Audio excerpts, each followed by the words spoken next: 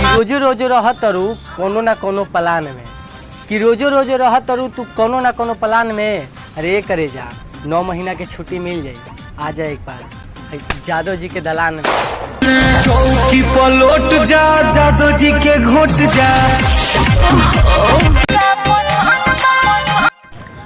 अरे कि हर खुशी के खुशी मत समझियो, हर गम के गम मत समझियो।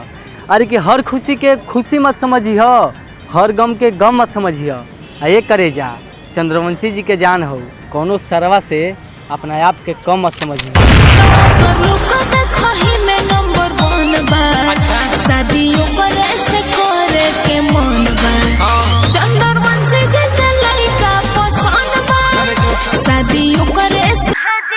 हमारा के धमकी मत दो, हम फरिया लेब, बोलावो कौन तुहर प्यार हो।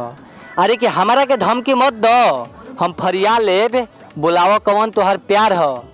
बच के रहा ए बाबू, ना तो छतिया छेदा जाए, काहे कि एरा गए ना साजी के लड़का हमर याद। बड़ा बड़ा नेता के सरदार है,